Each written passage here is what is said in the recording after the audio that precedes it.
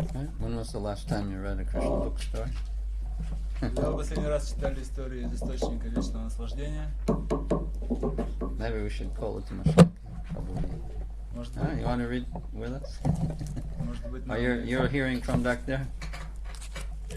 If you're comfortable, sir. Usually the managers don't get time to read Krishna.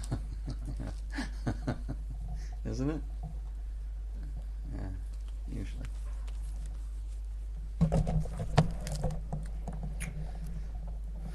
Okay, you can just read the Russian and I'll follow along. Om Namo Bhagavate Vasudevaya. Om Namo Bhagavate Vasudevaya. Om Namo Bhagavate Vasudevaya. Om Namo Bhagavate Vasudevaya. Om Namo Bhagavate Vasudevaya. Om Namo Bhagavate Vasudevaya. Глава 21. Гопи, привлеченные звуками свирели. Okay, this way. Кришне очень нравилось в лесу, где цвели цветы, а пчелы и шмели радостно жужжали. Птицы, деревья и ветви деревьев — все казалось очень счастливым. И Кришна, сопровождаемый Шри Баларамой и пастушками, присматривал за коровами и наигрывал на своей трансцендентной сфере. Just like that song we sang, Kadamba Taror Dala. Как в той песне, которую мы пели, Кадамба Тарор Dala. The trees and describing the trees of Vrindavan and the bumblebees flying around. Там описывались деревья Вриндавана и шмели, которые летают везде, птицы. The trees, it said, were looking happy. И деревья выглядели очень счастливыми. They were happy, just as the birds and the bees were happy. The trees were also happy because they were seeing Krishna and Balaram coming. Деревья были такими же счастливыми, как шмели и птицы, потому что они видели, как гуляют Кришна и Баларам. The Kadamba trees represent Srimati Radharani and the Tamal trees represent Sri Krishna. Деревья Кадамбы, они представляют Шримати Радхарани, в то время как дерево Тамал олицетворяет Кришну. And often we see that they're together. One dark tree and мы one видим, light tree. что эти два дерева, они находятся вместе. Одно дерево Тамал и одно дерево Кадамбы. So the trees, they're also conscious devotees, also the bees and the birds, the grass, the flowers, they're all conscious living entities. Поэтому деревья, так же как и шмели и птицы, являются обладающими сознанием преданными, точно так же как трава и цветы, все они являются преданными Кришне. And the two characteristic of Shantaras is that a person is completely detached from everything material and completely attached to Krishna, who is spiritual. Двумя признаками шантарасы является то, что эта личность полностью отрешена от всего материального и полностью погружена в Кришну, который является духовным. Sometimes devotees, they think, when they go to the spiritual world, they think of the trees and the birds and, the rivers and so forth as something inferior, but actually it's not so. Иногда, когда преданные мечтают о том, чтобы вернуться в духовный мир, они думают, что деревья, птицы, река — это что-то низшее, но на самом деле это не так. They're all enjoying the highest pleasure of spiritual bliss. Все они наслаждаются высочайшим блаженством, духовным экстазом. They're feeling Krishna's presence and Krishna's love. Они ощущают присутствие Кришны и любовь Кришны. Because Krishna loves all the devotees, Ведь Кришна everyone. любит всех преданных, каждого. And he reciprocates with each and every devotee in the spiritual world. И он отвечает любовью на любовь каждого преданного в духовном мире. Each tree, each bird, each flower, they think that oh, here comes Krishna, and he's looking right at me. Каждое he loves дерево, me. каждая птица, каждый цветок глядит на Кришну и думает, вот идет Кришна, и он смотрит прямо на меня. Он любит меня. And so they, the trees, they offer their flowers and fruits to Krishna. Деревья предлагают свои цветы и плоды Кришне. And the branches bend because they're offering their obeisances. Деревья нагибают свои ветви, потому что таким образом они выражают свои поклоны Кришне. And then, of course, sometimes Radha and Krishna, they swing on a swing which is hanging from a tree. You can imagine how ecstatic that tree is. А иногда Like in your Кришна picture here. начинают качаться на качелях, подвешивая ее к ветке дерева, вот как вот на той картине, которая изображена в конце зала. Можете представить себе, насколько блаженным, насколько радостным и счастливым чувствует себя это дерево. Even the swing is a devotee. Даже качели, это тоже преданные. So the characteristic is that all of the living entities there, they're completely fixed on serving and thinking about Krishna at every moment. И признаком этого места является то, что все живые существа, которые есть, они постоянно думают о Кришне. And according to their capacity and to their mood of love, they serve Krishna И в соответствии со своими all their возможностями, heart. и в соответствии со своим настроением, все они служат Кришне, насколько могут. And since Krishna's pleasure is in the center, that means all of the, birds and all of the animals and the people and the trees, everything, they never, there's no conflict, but they all try to please Krishna. И поскольку в центре всего находится удовлетворение Кришны, то все обитатели Святой Дхаммы, такие как птицы, шмели, деревья, цветы и так далее, они никогда не вступают между собой в конфликт. So the thing that's keeping us from entering into such a beautiful place is that we have our Purusha Abhiman. We have our separate ego, thinking that we are the center, we are important, and we should enjoy. И если нас что-то не пускает в духовный мир, так это то, что у нас есть Пуруша Абхиман, такое представление о том, что мы должны быть в центре, мы являемся чем-то значительным, отдельным, независимым, и что мы должны наслаждаться. Purusha means enjoyer, and Abhiman means mentality. Пуруша означает наслаждающийся, а Абхиман означает умонастроение. And all living entities in the material world, they have this mentality. И у всех живых существ в материальном мире есть это присутствие, это настроение. Purusha prakriti stohi bhunkte prakriti jangana karanam guna sangasya sarasat yoni janmasa. So the main verse for the last 6 chapters of the Gita explains,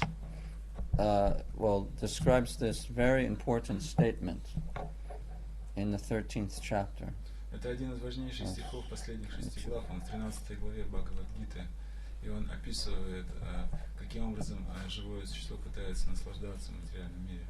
Purusha prakriti stohi bhunkte prakriti janganan. That all the living entities who think that they're Purushas, they, in order to enjoy the things of this world, they have to come and get stuck in the material world and bound up in that material place. Все живые существа в попытке стать пурушей, наслаждающимся и наслаждаться объектами материального мира, вынуждены прийти сюда, в материальный мир, получить материальные тела и завязнуть здесь. So, Narottam Das Thakur prays that please let me give up this mentality of enjoying.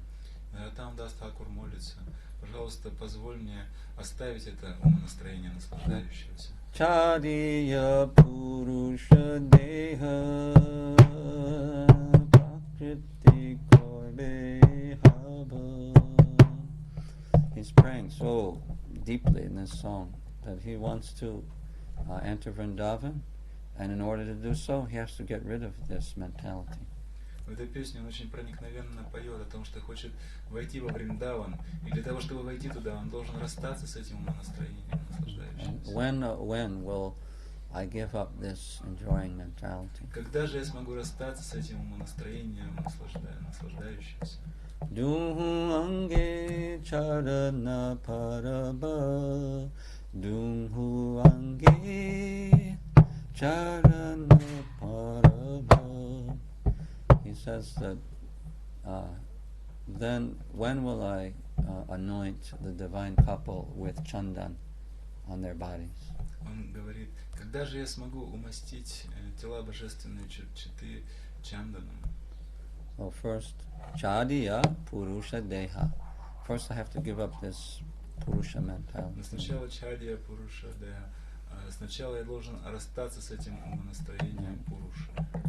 The embodiment of the purusha abhiman is trivakra. Trivakra? И олицетворением пуруша абхиман является тривакра. She is also изогнуту, or кривой. Она тоже изогнута. Она кривая. Женщина. Кривая женщина. Yeah. She is crooked in 3 places, so she's called Trivakra. Она изогнута в 3 местах, поэтому ее зовут Тривакра. Neck, chest, шея изогнута, грудь, and the back. и спина изогнута. Yeah. So she wanted to enjoy. И она хочет наслаждаться. Her name is also Kubja, right? Также In ее Mathura. в Мадхуре зовут Кубджи. She was purified by Krishna's presence, though, and she developed prema. But it wasn't a very high level of prema. It was a selfish type of love. Когда Кришна пришел в Мадхуру, он освободил ее, и она смогла развить в себе прему. Но эта према была не самого высокого порядка. Эта любовь была с примесью эгоизма. Previously she was Shupornaka, the famous sister of Ravana. Прежде она была Шурпанакхой, известной сестрой Раваны. So she wanted to enjoy Ram. И она хотела наслаждаться с Рамой. And she got a bad reaction, right? She got her nose and ears cut off. Очень плохие реакции. И отрезали нос и уши. And then she went back to her brother screaming, and she told him about Ram and about this very beautiful princess or queen that was with Ram, and how he should actually have her. He was more qualified to enjoy her beauty. И потом она, рыдая, примчалась к Раване и стала рассказывать ему про Господа Раму и про прекрасную Ситу, которая находилась там вместе с Рамой. И она подстрекала Равану к тому, что он насладился с Ситой. So then she went into the forest and performed great austerities for years, trying to appease Lord Shiva, who gradually appeared to her and then explained to her that she couldn't enjoy with Ram, but in this life, but in the next life she could enjoy with Krishna in Braj. So then she took birth as Kubja. И затем она отправилась в лес и на протяжении многих лет, предаваясь суровым аскезам, пыталась умилостивить Господа Шиву. В конце концов, когда Господь Шива явился, она высказала ему свое желание наслаждаться с Рамой, на что Господь Шива ответил ей, что в этой жизни ей не удастся получить Раму, но в следующей жизни она сможет насладиться с ним. She would have made quicker progress had she not offended Sita Devi. Поэтому она в следующей жизни родилась Кубджи в Мадхуре. Она могла бы гораздо быстрее духовно расти, если бы она не совершила оскорбления Сита Деви. But when she took birth in Mathura, she still had this enjoying mentality, and she was, she had a beautiful face, but this ugly, crooked body. И когда она родилась в Мадхуре, у нее по-прежнему оставалось это желание наслаждаться. И несмотря на то, что у нее было прекрасное лицо, у нее было уродливое тело. And then later, when Krishna came, he purified her. He straightened out her body by pulling her chin up and stepping on her toes. И позднее, когда Кришна пришел, он наступил ей на ноги и поднял ее вверх за подбородок, распрямив таким образом ее позвоночник, он очистил ее. Also represented Krishna straightening out the earth, purifying the earth. Это также олицетворяет собой, как Кришна очищает землю. Because she's also a partial manifestation of Prithvi, or Mother Earth. Потому что Кубджа также является частичным воплощением Притхви, матери Земли. So that's why Krishna came to appear in the world, was because there were so many demons and he needed to, rectify. Именно поэтому Кришна пришел на землю, потому что тут было очень много демонов, и Кришне надо было навести порядок.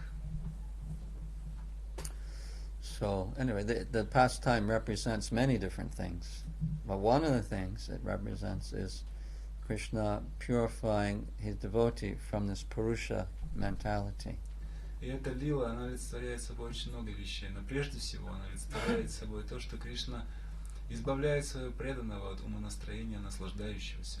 Because after Krishna straightened her out, her body became very beautiful, and then she became full of lusty feelings for Krishna.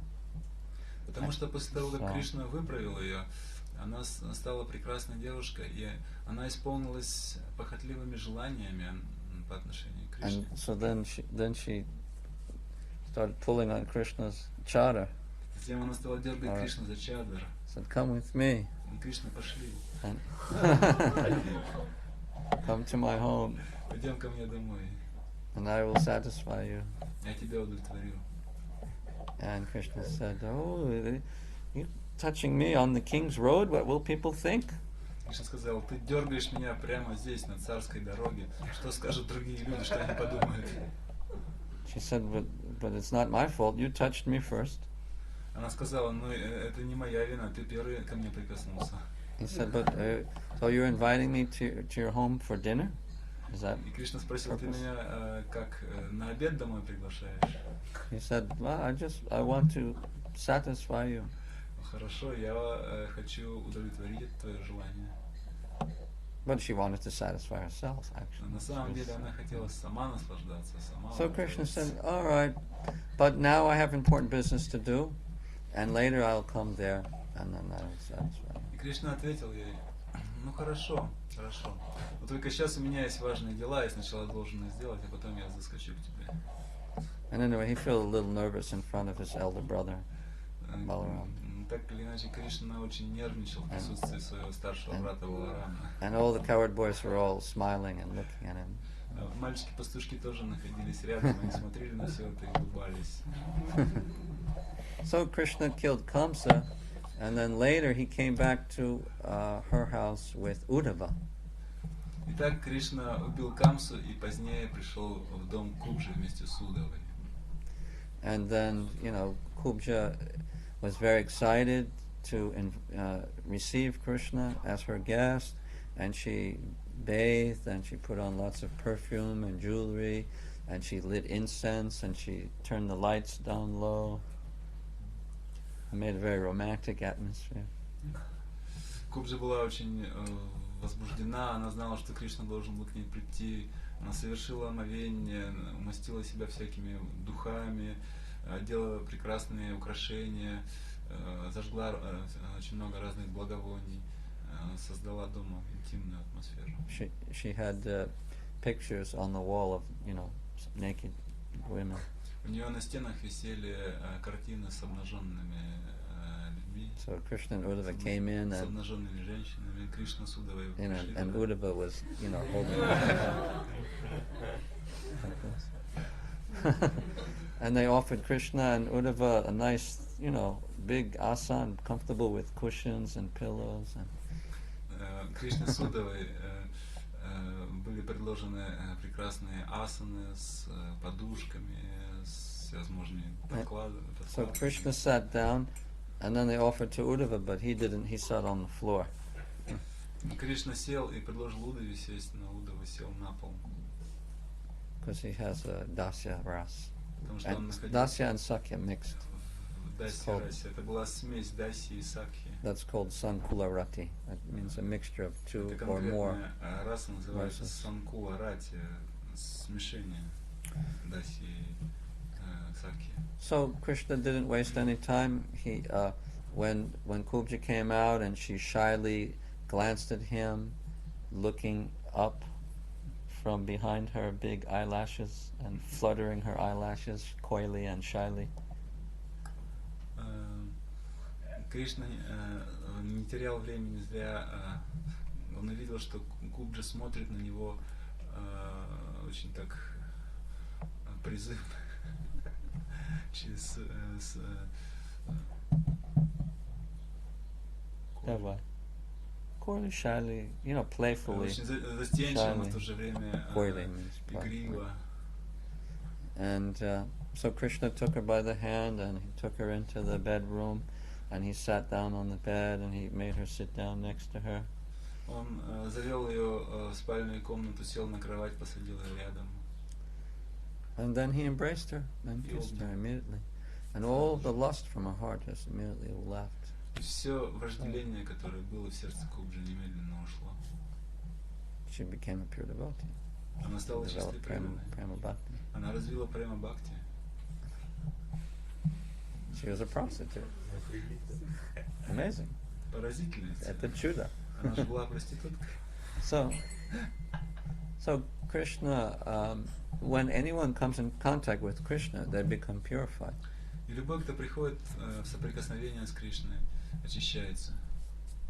Right? And Krishna comes also in the form of the deity, the holy name, the shastra. Кришна также приходит к нам в форме божеств, в форме святого имени, в форме шастры. Right? So and prasadam.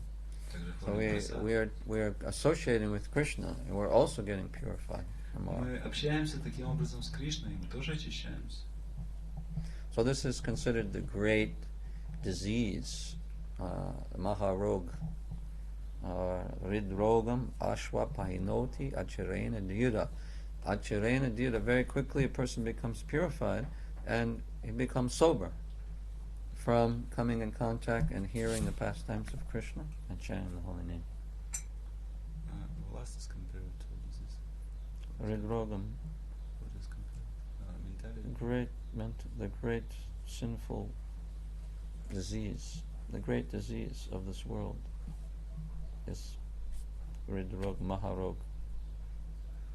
That's lust. Вожделение считается очень сильным заболеванием, очень тяжелой болезнью, которая появляется вследствие пребывания в материальном мире. И это Махарога, это великая болезнь, немедленно очищается благодаря тому, что мы соприкасаемся с Кришной, благодаря тому, что мы слушаем шастры. So one should hear with faith, Shraddhanvito Anushunayat, Shraddhanvito Nushanayat Atavarna Yadya. Whether you listen or you varnayat or you describe, both of these, if you do it with faith, then one can become purified. И мы должны следовать этому с верой, как говорится в этом стихе. Слушаем ли мы о Кришне или прославляем ли мы Кришну? Мы должны все это делать с верой. Тогда мы очень быстро очищаемся. Then what will happen? Bhakti param pratilabdya kamam. Bhakti param bhagavati pratilabdya kamam ridrogam ashva pahinoti acharena dhira. And he will attain parabhakti. Такой человек достигает, как говорится в этом стихе, парабхакти. Superior devotion, spontaneous devotion. Высшей преданности, спонтанной преданности Bhagavati, unto the Supreme Lord. Верховному Господу, в отношении к Верховному Господу. So that is the one of the big obstacles is our Purusha Abhiman, or mentality of enjoying. Итак, одним из величайших препятствий является наша Пуруша Абхиман, настроение наслаждающегося. So one should not try to enjoy Krishna like Kubja did. One should not try to enjoy devotional service or the guru, like in Kubja's mentality. But one should try to serve and surrender to the Lord and His devotees. Нам не следует поэтому пытаться наслаждаться Кришной, пытаться наслаждаться преданным служением, наслаждаться гуру. Нам не следует поступать так, как поступала Кубджа. Нам нужно стараться предаваться, зависеть от Господа и от Его преданных. So all of the devotees in the spiritual world, including the grass, even the specks of dust, and the trees, everything, birds, bees, they're all far superior to us because they have totally given up this enjoying mentality. И все преданные, которые есть в духовном мире, даже такие, как деревья, пчелы, птицы, даже частички пыли, все они намного выше нас, потому что они расстались с этим настроением. So we can only offer our respect to this residents of the spiritual world. И мы можем только выражать свое почтение этим обитателям духовного мира. Right. If we approach that place, then we have to come crawling on our belly, not marching in there like a proud peacock. Если суждено войти в духовный мир, то мы должны прийти туда, вползая на пузе, а не маршируя подобно гордому павлину. Yes. Otherwise, we have to have the right mentality. Otherwise, we can never approach that place. Мы должны развить правильное умонастроение, иначе мы никогда не сможем приблизиться к этому месту. Because even the specks of dust are superior to us. Потому что даже частички пыли там намного выше нас. Everything there is Chintamani. Все, что там есть, это Чинтамани. And perfect. Является чистым и совершенным. And completely centered on Krishna. Все сосредоточено на Кришне. So we have to practice being centered on Krishna, then we can enter this place. И мы тоже должны учиться сосредотачиваться на Кришне. Тогда мы сможем войти туда. Okay, let's read a few more sentences.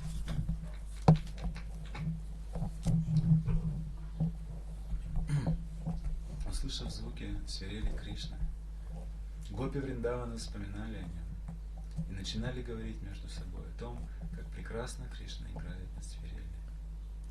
Когда гопи описывали сладкие звуки свирели Кришны, они также вспоминали о своих развлечениях с ним.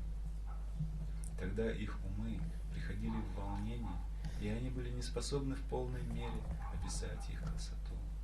Okay, so this is the process. Shravanam Kirtanam Vishnu Smarana. Итак, это This is процесс the process. Шраванам Киртана Вишну Смара. The gopis heard Krishna's flute, and they immediately began to remember his pastimes. Гопи услышали Their pastimes with him. звуки флейты Кришны и немедленно стали вспоминать о своих играх с Кришной. Of course, the flute is not ordinary sound vibration. It is transcendental sound vibration, just like the Gayatri Mantra. Потому что флейта Кришны — это необычная звуковая вибрация, это полностью трансцендентная звуковая вибрация, подобная Гayatri мантре. So it is Shabda, Shabda Brahma, Это Шабда and Брахма, spiritual sound vibration. духовная звуковая вибрация. So they're fixed on hearing Shabda Brahman, and immediately they remember Krishna Lila. Так гопи сосредоточились на слушании Шабда Брахман и немедленно вспомнили о Кришне. So that happens naturally Это происходит естественно and gradually и постепенно. as we chant По the мере holy того, name как мы воспеваем Святое Имя, and chant our Diksha mantras, воспеваем мантры Дикши, then gradually we feel closer and closer to Krishna, and we understand we remember some pastimes of Krishna. мы постепенно приближаемся к Кришне и начинаем вспоминать о Его играх. But помнить о Его играх. that doesn't have to happen. One should not do that artificially. Но не следует делать это искусственно. It should happen naturally. Это должно проявиться естественным образом, постепенно. So Prabhupada told us that we should just chant the holy name and just listen to. И Прабхупада sound. сказал нам, что мы должны просто воспевать свое святое имя и слушать. And with great concentration, because we know that Krishna is not different from his Мы name. должны это делать очень внимательно, потому что мы знаем, Кришна не отличен от своего имени. So Krishna's sound of his flute is not different from him also. И звук флейты Кришны также не отличен от него. That's why the gopis got such a strong feeling when they hear this sound. It Именно enters поэтому, into their ears and it как только этот звук makes them вошел в уши гопи, они сразу же вспомнили о Кришне. makes them spiritually, mad. Они стали, A divine madness. они развили такое трансцендентальное сумасшествие. It just conquers. The sound goes in to their ear, and then it goes around in their mind, makes them dizzy, and then it comes into their heart. Then it conquers them. Звук входит в уши, проходит через голову, вызывает головокружение, затем проникает в сердце и полностью зачаровывает их. The heart is the capital of the body. So just like when the enemy enters the country, it goes for the capital city. So the sound of the flute, it immediately goes for the heart to conquer that person. Сердце можно сравнить со столицей. Сердце — это столица тела. И когда враг пытается захватить государство, он прежде всего пытается захватить столицу. Точно так же звук флейты Кришны прежде всего пытается проникнуть в сердце. So it's and the sound enters their ears. The ears are like a nest, and the sound of the flute is like many sparrows. Сердце можно уподобить гнезду. И когда ноты флейты Кришны проникают в это гнездо, они похожи на стаю воробьев, которые там живут. So when the flute sound enters their ears, they cannot hear any other sound, just as if you had a nest of sparrows in your ear. You couldn't possibly hear anything else. So the sound of the flute conquers them, and the other Brijabasis come and they talk to them, and then the gopis just don't even hear them, because they hear this sound, only this sound, nothing else. Теперь представьте в голове гнездо, и там живет стая воробьев. Навряд ли вы сможете за их щебетанием услышать что-либо еще. Точно так же звук флейты Кришны, проникая в нас, затмевает от нас, отдаляет от нас все другие звуки. И когда другие бриджабаси подходят к человеку, который погружен в слушание флейты Кришны, он не слышит их, он не слышит ничего. And that was also seen in Brihad Bhagavatamrita when Gopakumar came there and he was asking everybody, where is the capital, where is the home of Nanda Maharaj? Where is the son of Nanda? Where does he live? And he was asking so many people, but they just, they acted as if they didn't even hear him. And he thought maybe they're deaf.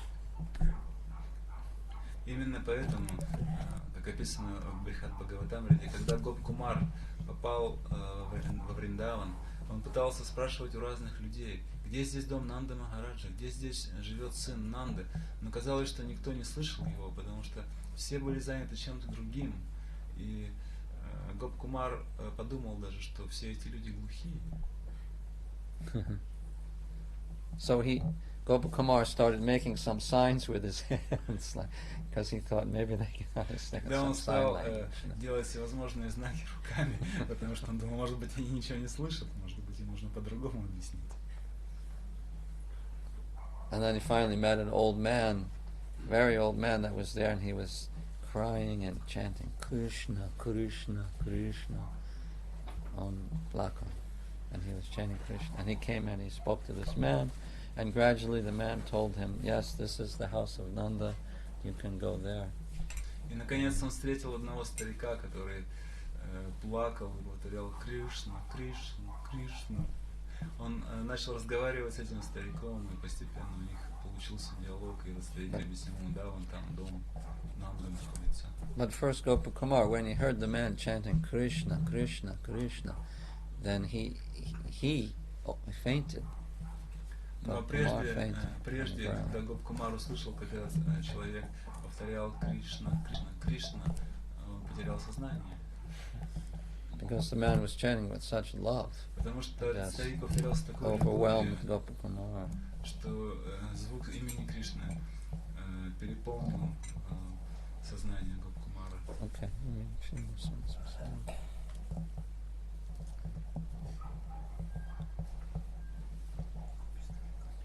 Говоря об этих трансцендентных звуках, они также вспоминали, как Кришна одет.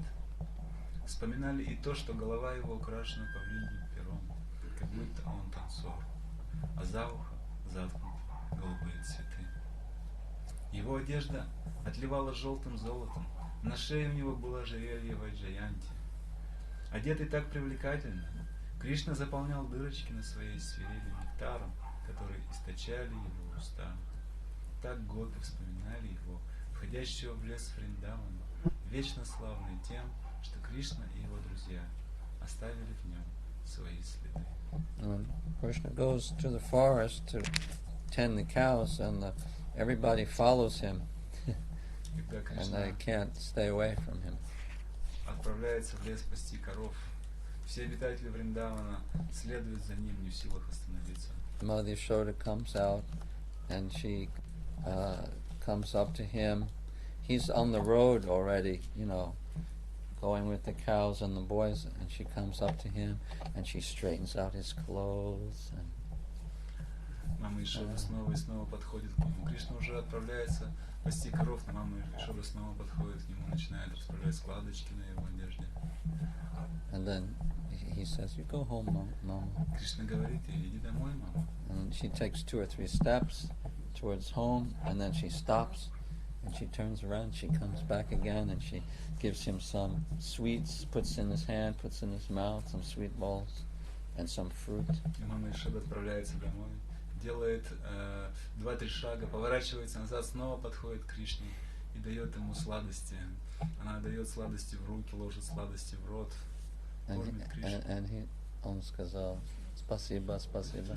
Okay, you can go now. You can go back home. Хорошо, теперь можешь идти домой. Иди домой. So then she takes 2 or 3 steps, Она делает 2 или and 3 шага her head goes very high, с and then высоко поднятой головой. she turns around again, and Затем then начинает she снова can't. поворачиваться. She goes back to Krishna again, Возвращается к Кришне and she gives him some pan и дает ему leaves, пана, puts in his mouth, листья пана, gives him in his ложит hand его some, в рот, в руки. and then he says, "Thank you, Mama. И Кришна говорит: спасибо, мама. That's nice of you. Очень So милостиво с твоей стороны. now you can go back." Можешь возвращаться. Listen, Теперь all можешь right, all right. возвращаться. Хорошо, хорошо. So she goes 2 or 3 Снова more steps, возвращается домой. then she stops again, Через and 2-3 then she шага она снова looks at him. останавливается. She can't bear that he leaves her. She can't stand it. She can't tolerate that Krishna's leaving. She wants to take care of him again, and she comes back, and she says, "Now you boys take good care of him.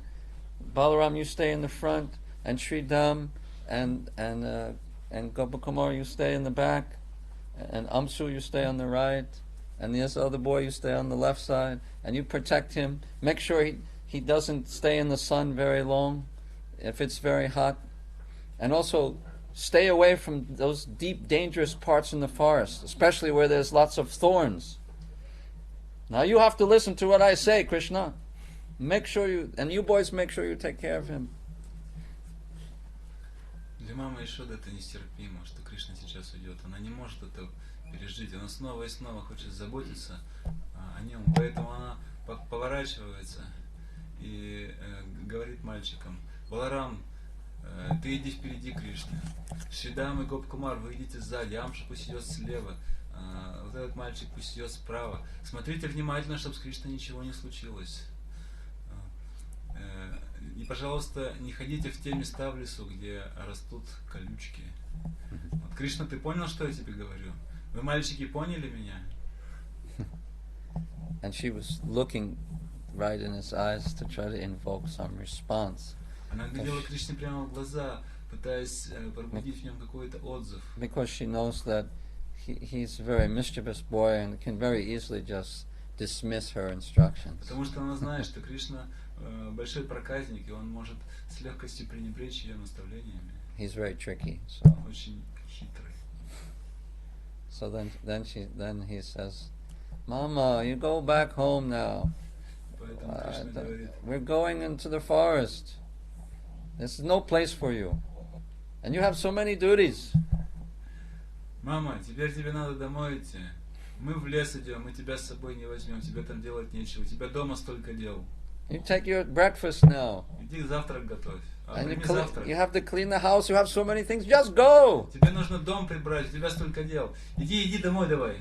And then Krishna falls down at her feet И потом Кришна падает ей в стопы. and begs her, "You please И go умоляет её: home. пожалуйста, иди домой. Домой. Давайте." And then finally she starts to walk back.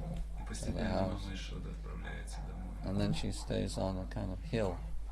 She's watching still on this raised portion Когда она of the earth. поднимается на вершину холма, она останавливается и смотрит.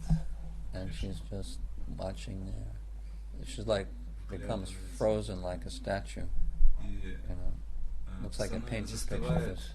подобно статуе.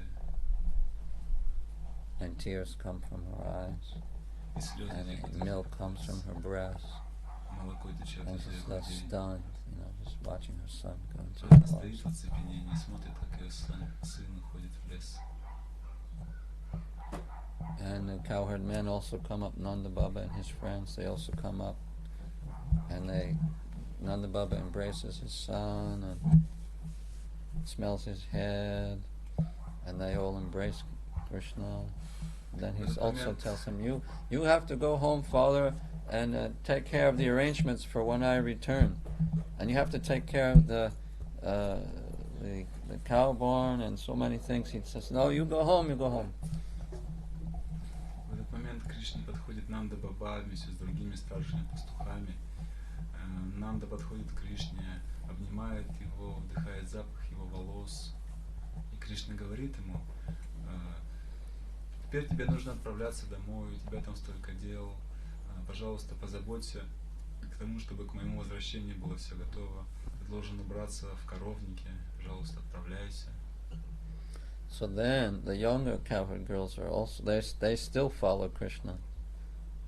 Но into the младшие гопи, младшие девушки-пастушки, они продолжают следовать за Кришной. further than everyone else, because their attachment is stronger for Krishna. Они идут за Кришной дольше, чем кто бы то ни было, потому что их привязанность к Кришне является самой большой.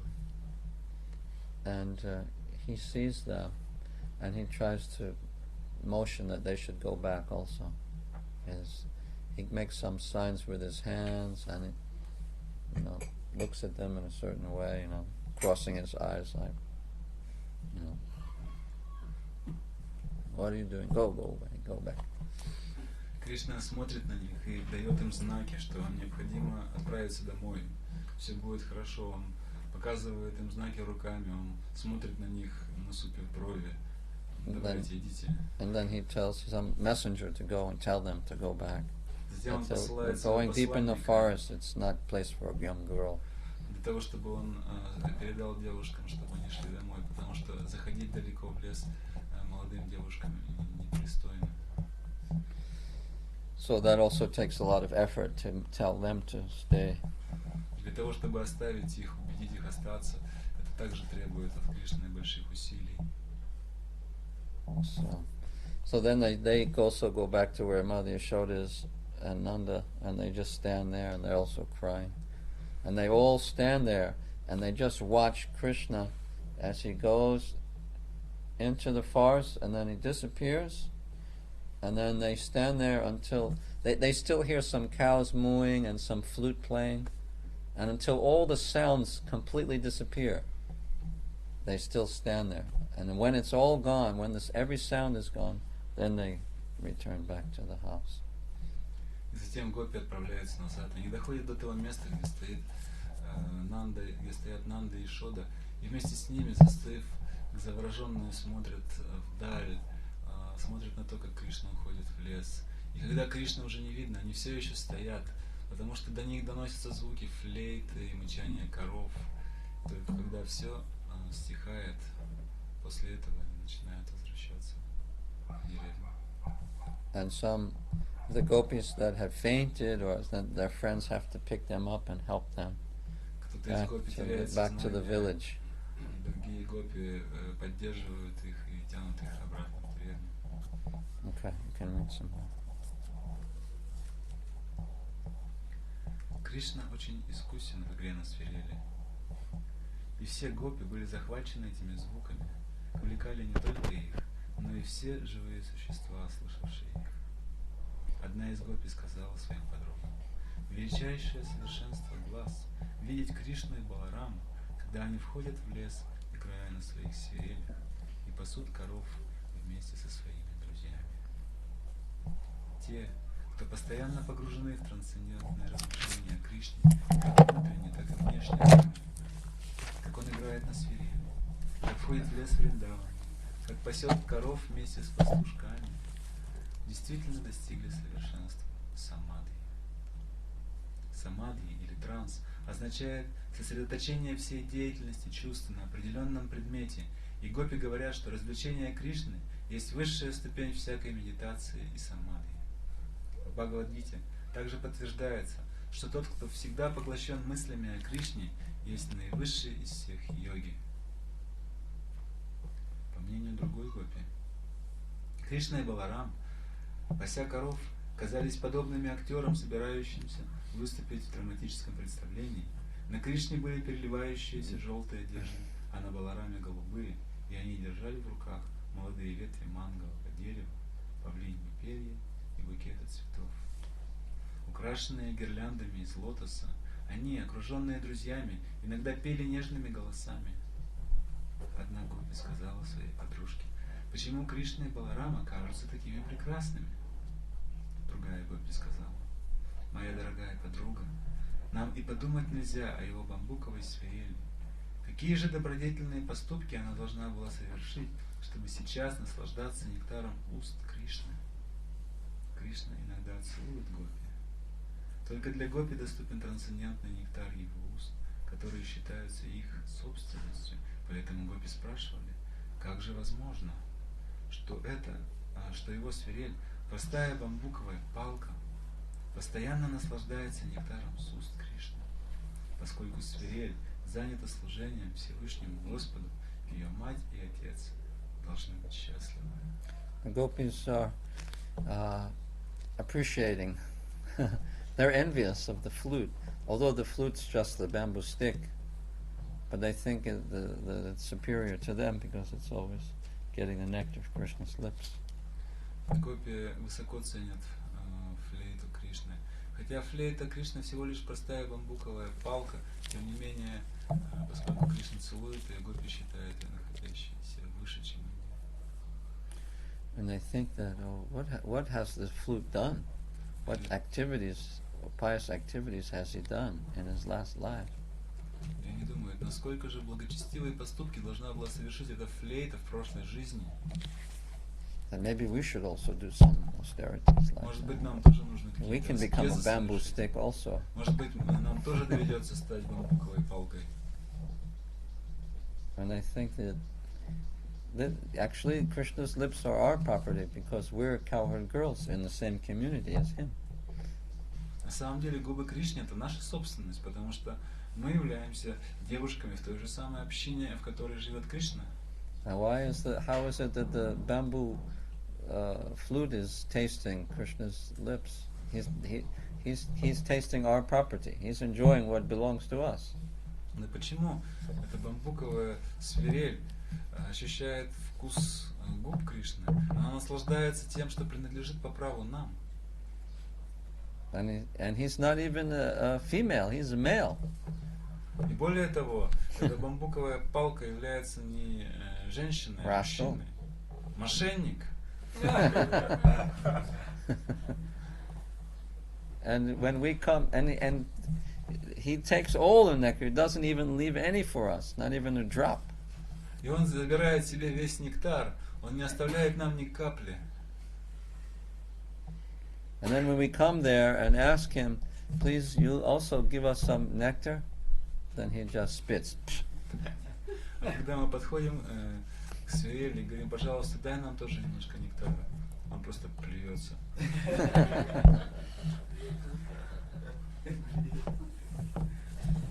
So the gopis, they feel kind of anger, a little envious, but they appreciate the flute's quite fortunate. Так они злятся на свирель, они завидуют ей, но они ценят ее удачу. So like we have this idea that, okay, the gopis are the best and the cowherd boys, but they have the opposite view.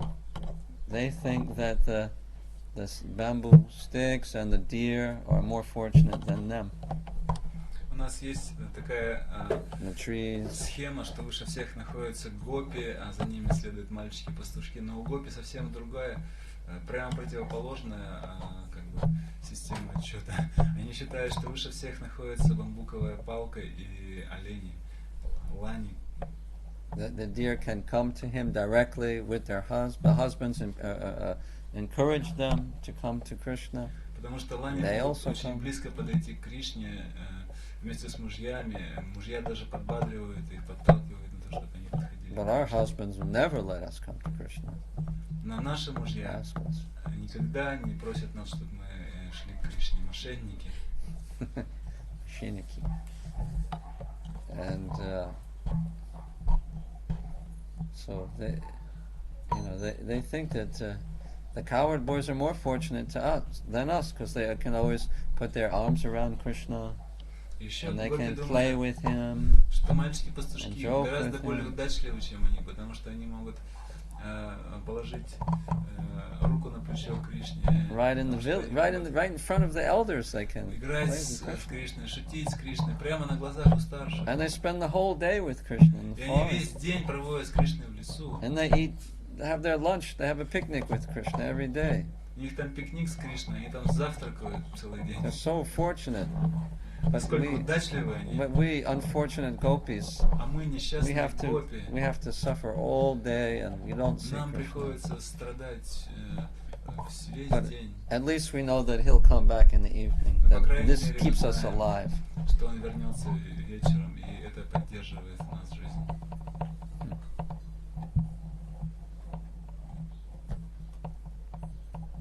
Okay, can we read some more? Озера и реки считаются матерями деревьев, потому что деревья живут только водой. Воды озер и рек Вриндавана были полны счастливых цветов лотоса, потому что думали, как же это случилось, что наш сын, бамбуковая палочка, наслаждается нектаром с уст Кришны.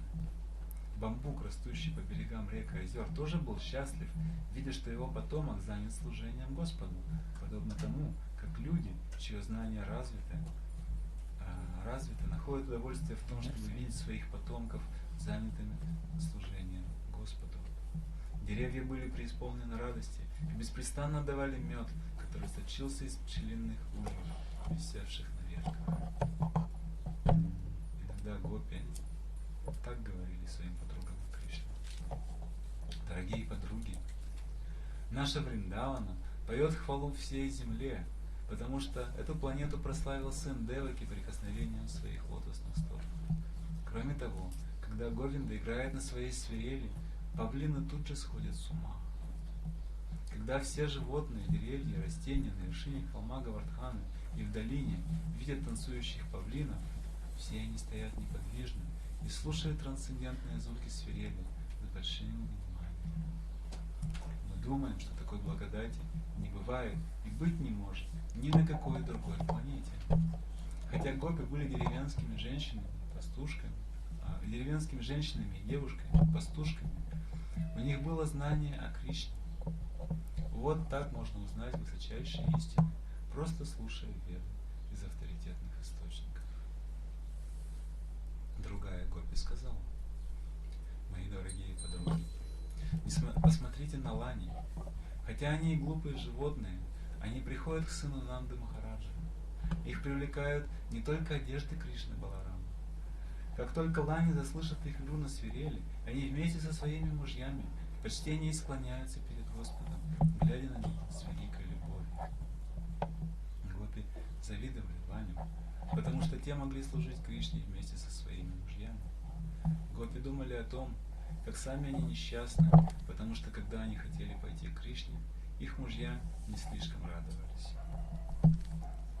Еще одна гопи сказала: «Мои дорогие подружки, Кришна так нарядно одет, что женщина совершает ради него разные церемонии. Даже супруги обитателей небес, заслышав трансцендентные звуки его свирели, очаровываются ими. Они путешествуют в Поднебесье на своих воздушных кораблях, наслаждаясь обществом своих супругов.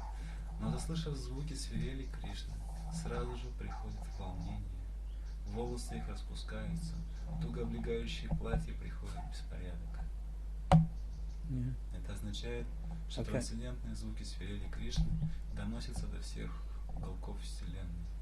Следует также отметить, что гопи знали о различных видах воздушных кораблей, летающих в небе. And paragraph. So, okay, right. So the gopis, they would notice that the wives of the demigods were also attracted to the flute, and that they became perturbed. Their hair loosened and their dresses became loose. Итак, гопи заметили тем, что супруги обитателей небес, полубогов, также привлекаются звуком свирели Кришны, и их умы приходят в беспокойство, их волосы выбиваются, их одежды также начинают распускаться. The mood of this statement is that Gopi is thinking that, oh, even the denizens of heaven there, even the goddesses of heaven are attracted to Krishna, and they become so agitated when they see him or when they hear the flute. And so if they are so attracted to Krishna and they've become disturbed, then what to speak of us? We're just village girls. That we're helplessly attracted to Krishna. There's nothing we can do. That we're not to blame. It's not our fault. Because look, even those women from the heaven, they're also attracted to Krishna. И гопи, глядя на полубогинь, думают, надо же, даже полубогини привлекаются Кришной. Тогда что же говорить о нас? Мы простые деревенские девушки. Нас нельзя винить в этом. Мы ничего не можем с этим поделать. Посмотрите на них. Даже они привлекаются Кришной. So don't try to criticize us now. Поэтому пусть нас никто не критикует после этого. Okay. Next paragraph. Третья гопи говорила своим подругам: «Дорогие подружки, коровы также очаровываются, заслышав трансцендентные звуки свирелей Кришны. Им кажется, что это льется нектар, и они тут же навостряют свои длинные уши, чтобы поймать текущие свирели нектар. Что же до телят, то видно, как они зажали во рту соски своих матерей, но не могут сосать молоко. Они поражены любовью и преданностью, и слезы текут из их глаз, являя живую картину того, как они прижимают Кришну к своему сердцу. Это явление показывает, что даже коровы и телята во Вриндаване умели плакать по Кришне и прижимать его к своему сердцу. Действительно, привязанность сознания к Кришне может найти свое наивысшее выражение в слезах. Одна юная гопи сказала своей матери: These phenomena indicate that even the cows and calves in Vrindavan knew how to cry for Krishna and embrace him heart to heart. Actually, Krishna consciousness affection can be culminated in shedding tears from the eyes. You read that? Is it the same? Okay. So the calves, they were crying, and they were embracing Krishna in the very inner part of their heart, inner core of their heart. Итак, коровы и телята плакали, и Это указывает на то, что в этот момент они прижимали Кришну в глубине своего, прижимались к Кришне в глубине своего сердца. So even the animals, they know how to cry for Krishna. Даже животные умеют плакать по Кришне. But we are so hard-hearted that we cannot cry for Krishna. Но наши сердца настолько черствые, что мы не можем плакать по Кришне. That's again proof that even the animals, they are superior to us. Это еще одно доказательство того, что в духовном мире даже животные намного выше нас. Because they're completely fixed on Krishna. Their minds are completely focused on Krishna, and they're feeling great love for Krishna. Потому что их умы полностью сосредоточены на Кришне.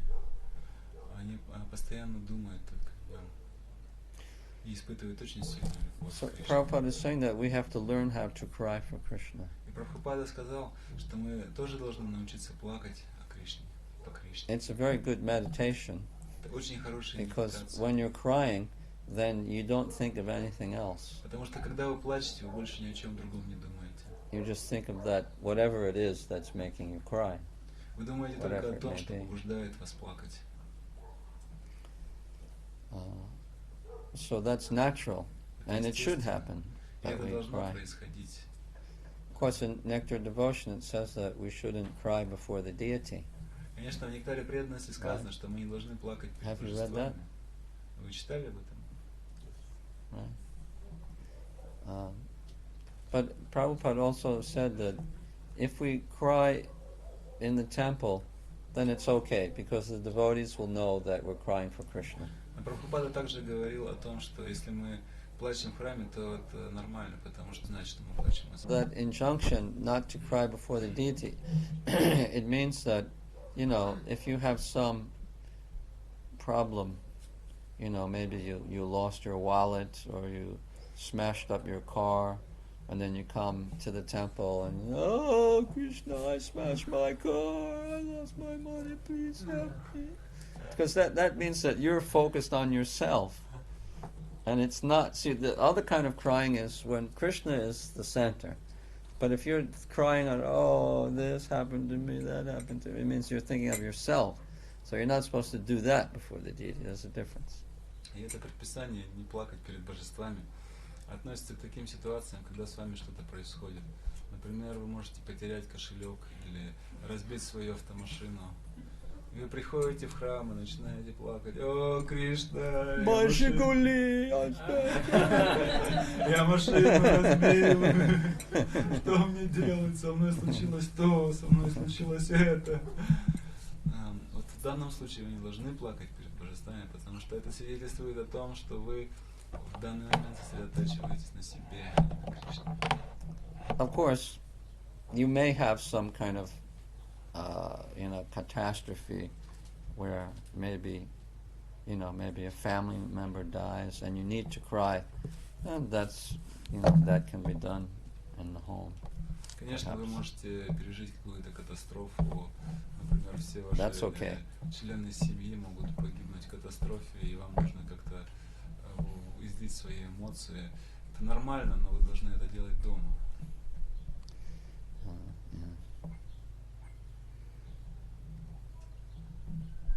But crying for Krishna means that we miss Krishna, we feel separation from Krishna. Но плач по Кришне подразумевает, что мы скучаем по Кришне, подразумевает, что мы испытываем разлуку с Ним.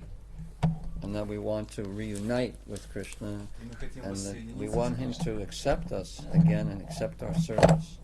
И мы хотим, чтобы Он снова принял нас и принял наше служение.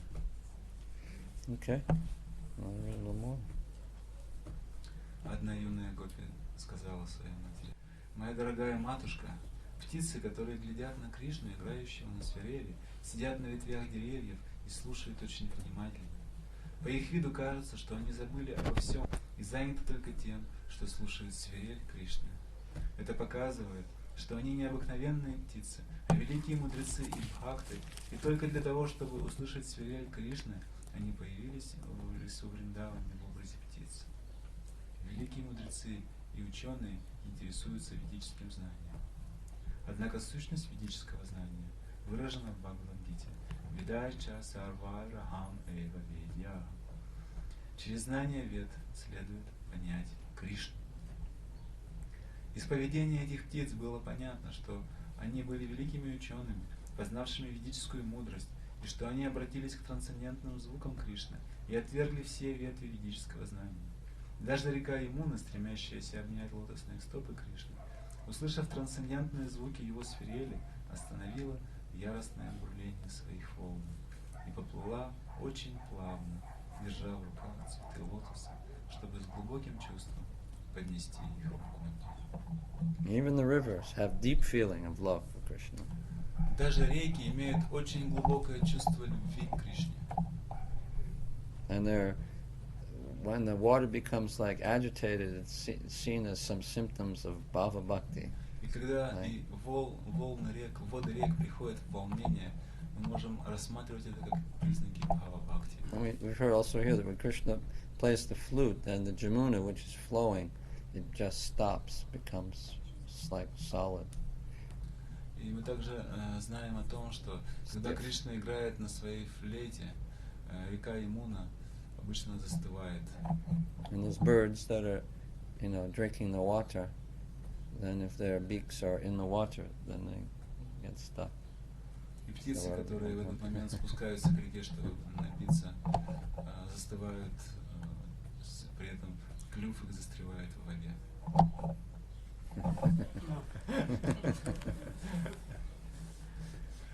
So the entities that are moving, they they stop.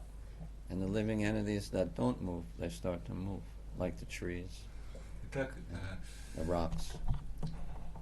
движущиеся живые существа становятся неподвижными, а неподвижные живые существа, такие как деревья, камни, начинают двигаться. The rocks melt. Камни плавятся. Then Krishna steps on, Когда leaves Кришна his footprints. становится на них и A оставляет few свои places in отпечатки Vrindavan, like you can see стоп. Krishna's footprints in the rock.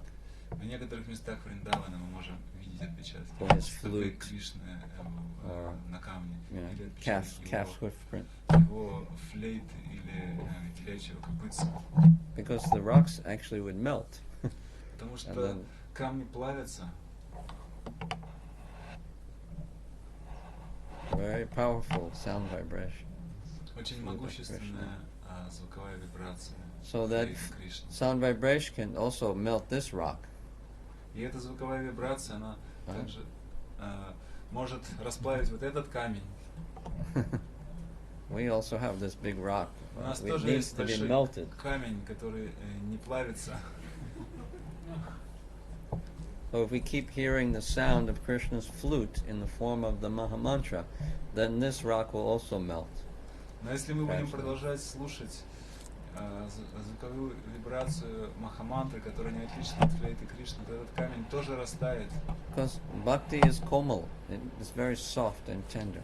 Потому что бхакти комала, то есть обладает очень нежной и мягкой природой. Right? The Vaishnav community, the mood should not be like the army or like a komsomol meeting, but it should be like the house of God, like monks. That everyone is together and they glorify and they praise and they serve Krishna. И в общине вайшнавов должно быть такое же умонастроение, такое же настроение. Здесь не должно быть как в армии или как в комсомольском собрании. Просто монахи собираются вместе и прославляют Кришну. Monks, monarchy, and serve and glorify. И вместе служат Кришне. Of course, if we see in the 3rd chapter of Bhagavad Gita, that we also see that Prabhupada mentions that one's duty should be performed and accepted as if in a like in military. So that the devotee should accept that from himself, that I have my duty to perform, I must perform this. He individually a person must feel like this. Человек должен принимать на себя обязанности, и он должен быть очень строгим но он должен быть очень требовательным, прежде всего по отношению к себе. It's Об not, этом говорится также в 3 главе Бхагавад. it's not that we should force someone else, it's not that we should create a situation where someone else has to force us, but we should push ourselves.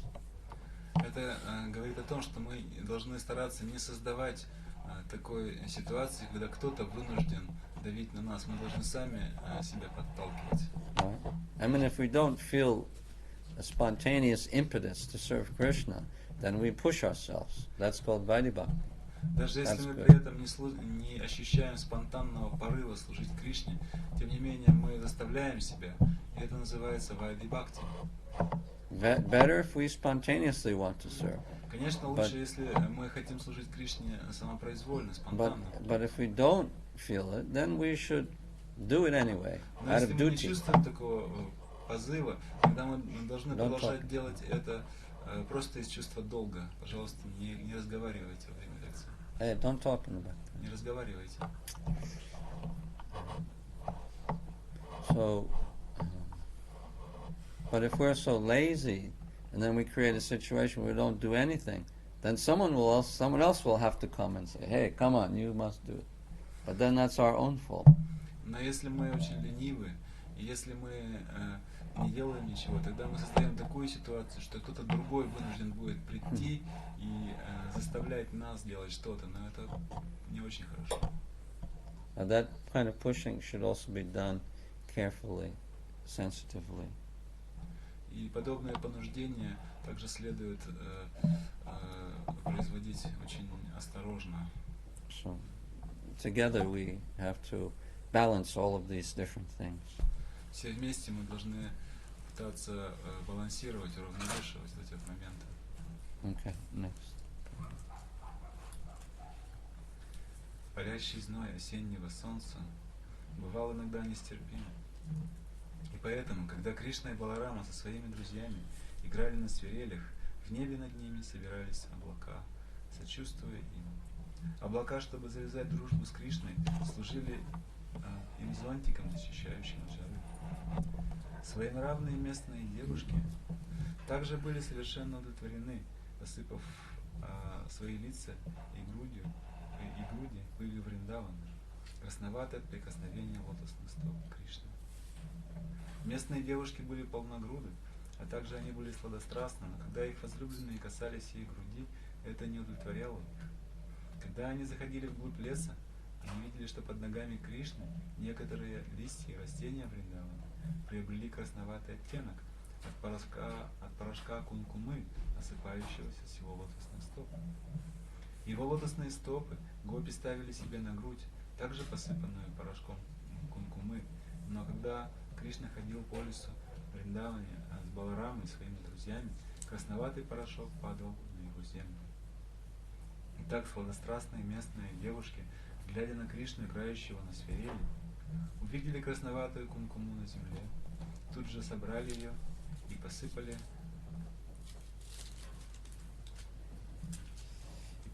ею свои лица и груди. Так они нашли полное удовлетворение, которого не могли добиться, когда их возлюбленные касались их груди.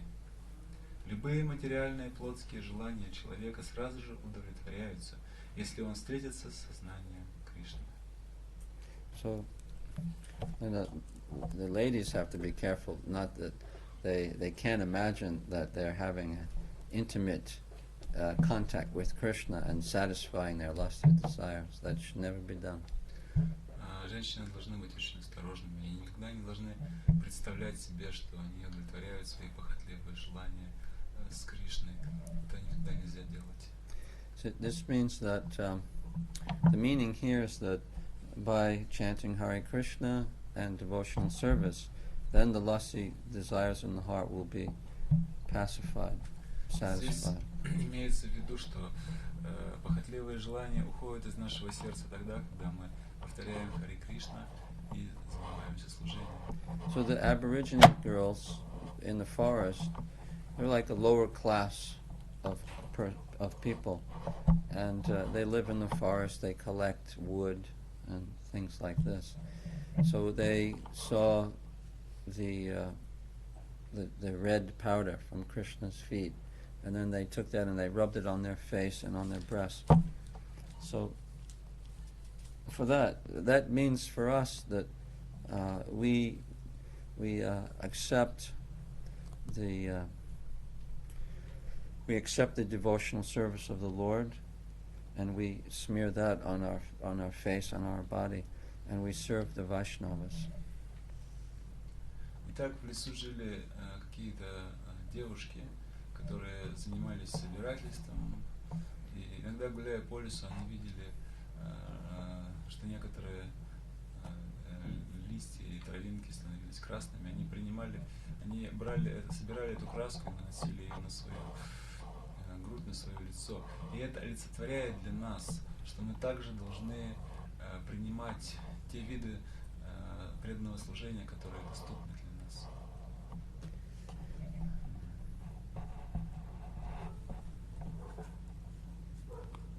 Okay. Другая гопи начала восхвалять особенное положение холма Гавардханы в таких словах. Как счастлив этот холм Гавардхан, наслаждаясь общением с Господом Кришной и Баларамой, имеющий привычку ходить по нему. К этому Гавардхане всегда прикасаются лотосные стопы Господа, и поскольку он так обязан Господу Кришне и Балараме, он дает самые разные плоды, корни и травы, а также очень приятную, кристально чистую воду своих озер, как подношение Господу. Наилучшим подарком Гавардхана, однако, была свежая трава для коров и телят. Холм Гавардхан знал, как порадовать Господа, угождая самым любимым его спутникам, коровам и мальчикам-пастушкам. Другая гопи говорила, что все вокруг казалось чудесным, когда Кришна и Баларама бродили по лесу Вриндавани, наигрывая на своих свирелях и завязывая тесную дружбу со всеми движущимися и неподвижными живыми существами. Когда они играли на своих трансцендентных свирелях, движущиеся живые существа замирали и прекращали свои дела, а неподвижные, такие как деревья и растения, начинали дрожать от восторга. Okay. Кришна и Баларам несли на своих плечах и в руках веревки для пут, совсем как обычные пастушки. Когда нужно было доить коров, мальчики спутывали их задние ноги короткой веревкой. Такие веревки почти всегда свисали с плеч мальчиков и были также на плечах Кришны и Баларама. Несмотря на то, что они были верховными, They had a golden rope, у них были золотые веревки. and it had some decorations on the end, like tassels. На концах которых были украшения своего And they would carry храма. that around their shoulders. И они wrapped носили around эти веревки, times. обмотанные вокруг своих They плеч. use it for tying the calves. Обычно они пользовались этими веревками для того, чтобы обвязывать, Cows feet. спутывать коров или телят. Especially when they're milking the cows. В особенности, когда они доили коров. And they would take that also, and because it was beautiful rope, it wasn't an ordinary rope, so they would also put it around their head like a turban. They can make a turban with that rope. Но поскольку эти веревки были необычными, они были очень красивыми, мальчики-пастушки иногда наматывали их себе на голову наподобие тюрбанов. And look very, very beautiful. При этом они выглядели очень красиво. And of course they would decorate that with different twigs and leaves from the forest. И потом они украшали эти тюрбаны различными листочками, веточками, которые And flowers also in different places. и различными цветами. And Krishna used to wear the karna flower. He would put it over his ears. A blue, very big and dark, deep blue. У Кришны также был цветок за ухом, такой темно-синий сочный цветок, который оставлял за ухом. So with the yellow turban and the blue flowers over the ear and different leaves, it looks very, very beautiful. Когда Кришна был обмотан этой золотой веревкой наподобие тюрбана, который был в свою очередь украшен листочками и цветочками, и два синих цвета торчали у него из-за уха. Кришна был очень-очень красивый. And they make the cows go in the front, always, cowherd boys. Мальчики-пастушки отправляли коров перед собой. That's how they, keep them organized. So they're all around the back part, and they take their sticks and Они окружали как бы заднюю часть стада и погоняли их палками. Благодаря этому им удавалось сохранять порядок в стаде. so the dust from the hoofs of the calves comes into the air, and they're all completely covered, their whole face and hair. The hair, so Krishna's black hair becomes like gray color, and also his eyebrows, and also the eyelashes, and then it looks very beautiful because Krishna's skin is dark, and then it has like his gray, over the eyelashes and in the hair, and his hair is kind of curling down, and it also becomes like that. Пыль от копыт коров поднималась в воздух, и поэтому мальчики-пастушки были покрыты этой пылью. У Кришны пылью оказывались покрытыми его черные волосы, также брови и длинные ресницы. И поскольку сам Кришна был темного цвета, его покрытые серым волосы, брови и ресницы выглядели очень красиво. And so when Krishna comes into his home, then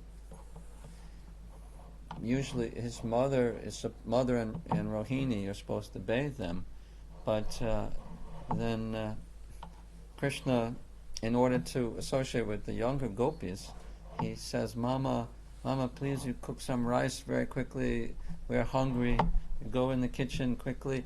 These young girls, they can do the bathing. And the young girls say, yes, we can do this, you do the more important thing, you go in the kitchen and we'll bathe Krishna. So then the young gopis, they take their saris and in their hands, and then they wipe the dust from Krishna's face, from his eyebrows and eyelashes, like this. They brush off all the dust, and then later they put oil, and then they bathe Krishna. Когда Кришна с Баларамой возвращались домой, мама Ишода и мама Рахини должны были омывать их. Но Кришна хотел, чтобы его омывали юные гопи, поэтому он просил: мама, пожалуйста, пойди на кухню, приготовь быстро рис, я очень голодный. Мама Ишода отправлялась на кухню, а молодые гопи говорят: да, конечно, мы сейчас помоем Кришну с Баларамой. И они брали свою сари и начинали стирать пыль с тела Кришны. Потом наносили на Кришну масло и начинали совершать омовение. So they do their puja, like a morning puja. Они как бы проводили утреннюю пуджу. Like we do for the deity, they put oil. Они делают то же самое, что мы делаем. делаем. First they take off all the ornaments. Сначала снимаем все украшения. They take off Krishna's earrings, his bracelets, his necklace. Серьги, браслет, ожерелье, тюрбан. They try to take Krishna's flute, and Krishna says, no. Мы хотели забрать у Кришны флейту, но Кришна сказал: нет. Then he looks at Gopakumar, or his friend. Глянул на Гопакумара, своего друга, и выбросил флейту. And the flute goes on it. His friend catches the flute. Гопакумар поймал флейту. Oh, we missed it. Yeah, we missed it. Gopis say. We missed it. Мистик. No.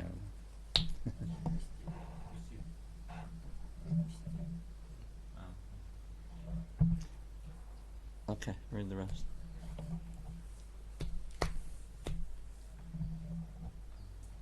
Finish. Несмотря на то, что они были верховной личностью Господа, они играли роль пастушков. И потому все становилось чудесным и привлекательным. Пока Кришна был занят, пася коров в лесу Вриндаване или на холме Гавардхане, гопи в деревне были поглощены мыслями о нем и разговаривали о разных его развлечениях. Это прекрасный пример сознания Кришны. Постоянно так или иначе быть поглощенным мыслями о Кришне. Поведение гопи всегда живой пример тому. Поэтому Господь Чайтанья говорил, что никто не может поклоняться Всевышнему Господу лучше, чем это делали гопи. Они родились не в высокопоставленных семьях брахманов и кшатриев, о семьях вайш и не богатых торговцев, а простых пастухов. Они не были хорошо образованы, хотя и слышали самые разные сведения от брахмана, авторитетов ведической мудрости. У гопи была только одна цель – всегда быть поглощенными мыслями Кришны.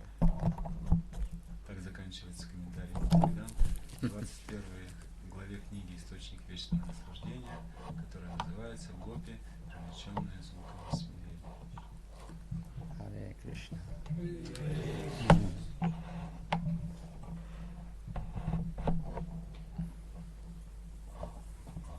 So this is the process for becoming Krishna conscious.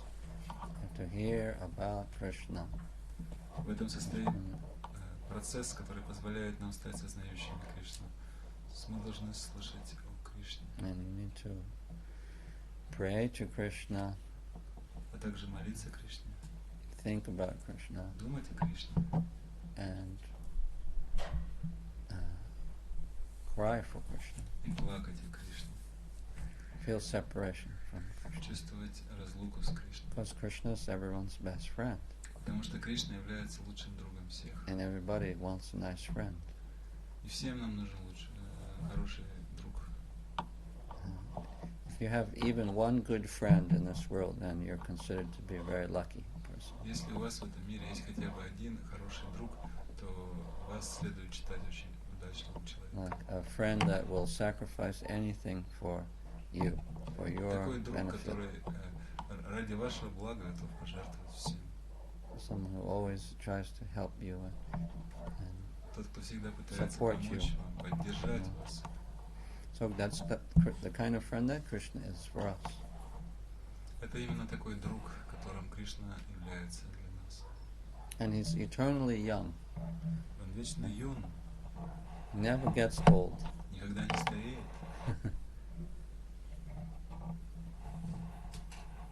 Everybody would like to be like that, to be always young. И всем хотелось бы быть такими же, вечно юными. And Krishna's friendship is also spontaneous. И It's not that he thinks that, yes, I'm God, so it's my duty to give shelter to all of my living entities. И дружба Кришны является чем-то спонтанным. Дело обстоит вовсе не так, что Кришна стоит и думает: да, я Бог, и это моя обязанность, давать дружбу всем. It's I have to take care of everybody, Я должен заботиться обо всех. and there's so many devotees. Столько преданных. It's such a burden for Такое, me. такое бремя, такая ноша для меня. No, it's that Krishna enjoys taking care of his devotees, just like a young man enjoys carrying a young girl on his shoulders. Нет, Кришна наслаждается заботой о своих преданных. Точно так же, как юноша наслаждается, когда несет девушку на своих плечах.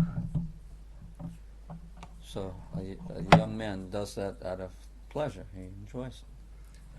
Юноша делает это, потому что он наслаждается, делает это из удовольствия. So Krishna is actually just waiting for us to turn to him and to remember him and to feel love for him. And then when we turn towards him, then he reciprocates with us. И Кришна ждет, пока мы обратимся к нему, пока мы начнем служить ему, и когда мы повернемся к нему, тогда он будет отвечать взаимностью на наше служение. So at least we have to try to remember and to love Krishna. If we don't even try, then that means we'll never do it. We have to start somewhere, so we should start now, today. И это означает, что мы должны, по крайней мере, стараться помнить о Кришне и служить ему. Если мы не будем даже стараться, то мы никогда не начнем. И нам нужно когда-то начать, поэтому начать мы должны прямо сейчас, прямо сегодня. Okay, so thank you. Спасибо. Hare Krishna. Вопросы есть?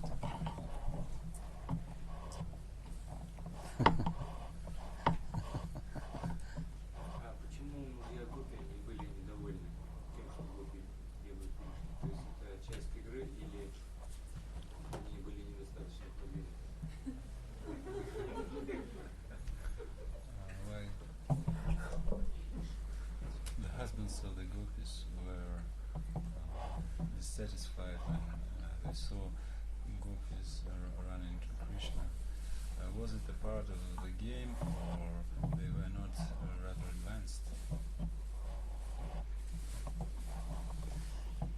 Well, the husbands are very special kind of individuals. Мужья гопи это очень особые личности. Because actually they are they're you can say manufactured Mayak forms. Yoga Maya creates these forms of husbands. Эти формы мужей на самом деле это такие формы, которые проявляет йога майя. But they act like ordinary human beings. Но они при этом действовали подобно обычным людям. But you know, they hear some rumors that Krishna, the son of Nanda, is like, you know, breaking the chastity of all of the young, chaste ladies in Vrindavan. До них доходят слухи, что Кришна, сын Нанды, он разрушает целомудрие молодых женщин в Вриндаване. So they feel cautious about letting their wives anywhere near Krishna. И поэтому они беспокоятся по поводу того, чтобы их жены не появлялись рядом с Кришной. I mean, that's simple. You know, that's clear. Это ясно, это просто. So,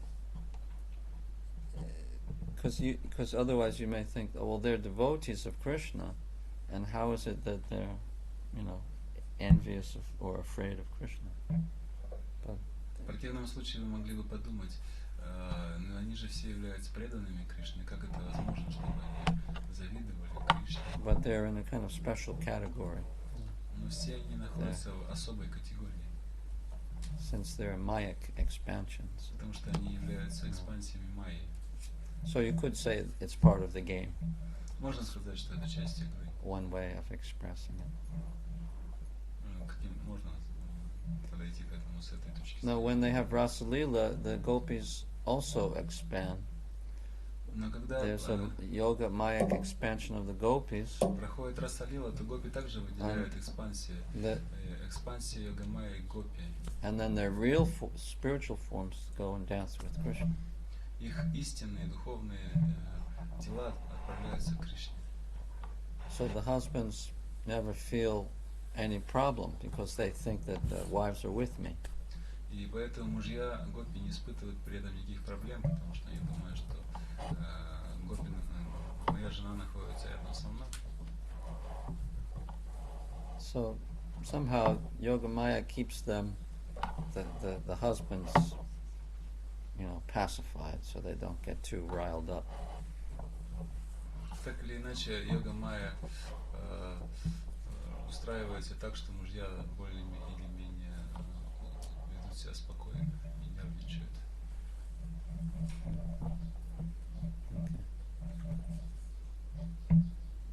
Добавь вопрос.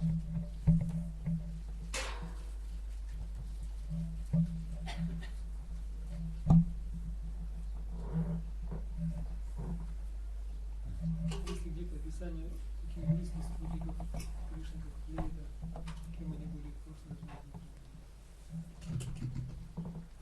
Is there anywhere any descriptions of such Krishna's associates, like a flute, what it was in its previous life, and so on? Not that I can, that I never read any more details than. Никогда не читал более подробных описаний на этот счет.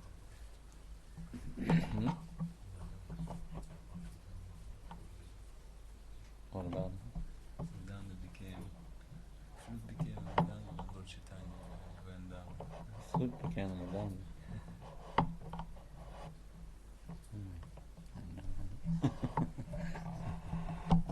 Possible.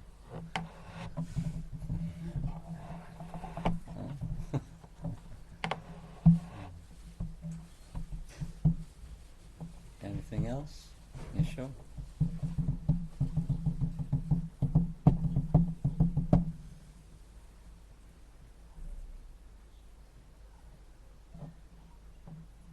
Okay.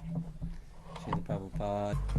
Prabhupada, Prabhupada, Prabhupada, Prabhupada, Prabhupada, Prabhupada, Prabhupada, Prabhupada, Prabhupada,